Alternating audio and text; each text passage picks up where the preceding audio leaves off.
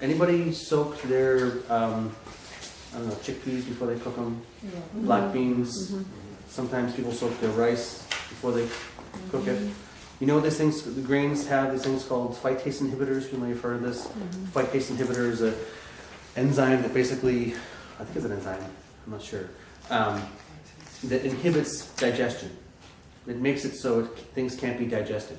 From the grain's perspective, from the perspective of the rye or the oats or the bean, its job is not to be food for you. Its job is to be eaten by you, to make it all the way through your digestive tract, come out in your rear end, and germinate into an amazing fertility environment. Right? A few of them may get chewed up, but it's designed, the ones that don't get chewed up, to actually make it all the way through without being digested so it can germinate. That's actually how it evolved itself. And so if you want to eat your grains, your seeds, if you want them to be food for you, you need to trick the plant into making itself digestible, because it's got a system to make it indigestible. It's called these phytase inhibitors. And the way you do that is by soaking it. When you soak it, it releases the phytase inhibitors because it thinks it's germinating, and then it becomes much more bioavailable, much more nutritious. Actually, anybody who feeds chickens or anything you feed grain to, if you buy whole grain and sprout it, you'll have much more nutrition per unit grain than you would if you had whole grain, or if you had cracked grain, or if you had mash or pellets or whatever. As soon as you crack a grain, it begins to go rancid. It still has the phytase inhibitors, so it's indigestible and it's rancid. And it costs money to do that, so you have to pay for that right to buy it rancid, right? Or you can buy whole grain, which is less expensive because it's the raw commodity, and you can soak it and sprout it.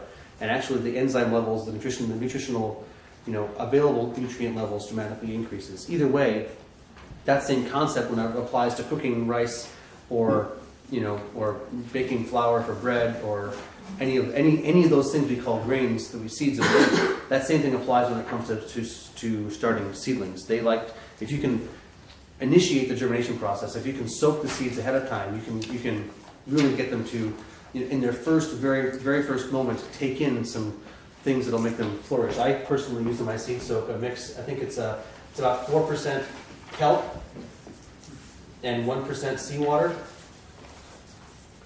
And the seawater gives it a really nice spectrum of trace elements. The kelp gives it all these nice plant growth hormones. I soak it maybe overnight, just a bucket of water, a bowl of water, doesn't matter. Depends on how many seeds you're using. And the rest is obviously water, 95% water. Dump the seeds in there overnight, pour them out through a sieve or whatever you can use. Put the inoculant on at that moment. Then you've got the spores, you've got the trace elements, you've got the growth hormones, you've got the seed just germinating, and you've got a really nice optimal milieu for the plant to establish well. I generally only do this in times when my plants are going to have a hard time germinating.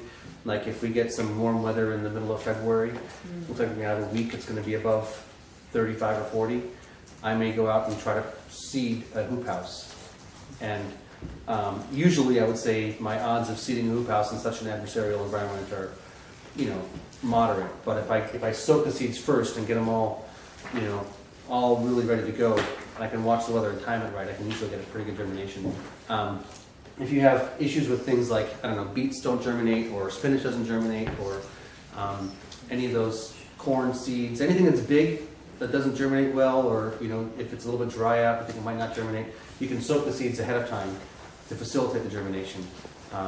When I'm growing my arugula seeds in the field, like I said last time, I think I just broadcast the seeds into the bed.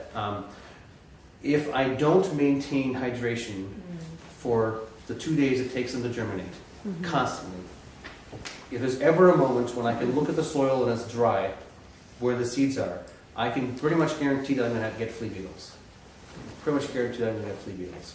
But if I do create this optimal environment, where I do keep it moist, and I've got all these goodies present, and they germinate well, I can pretty much stand back, not do anything, and have an arugula crop that I can pick 3 or 4 pickings off of. I think it's really important, this whole germination time, I'm hitting it from various different angles. Seed soaking is one of those concepts, I think it's really important to have the seeds, they have to get wet before they can germinate. Sometimes you put seeds in, the soil's too dry, they don't germinate for 2 weeks because Yeah. soil wasn't wet enough. Either way, once they get wet, you want to keep them wet until they germinate. It's really critically important.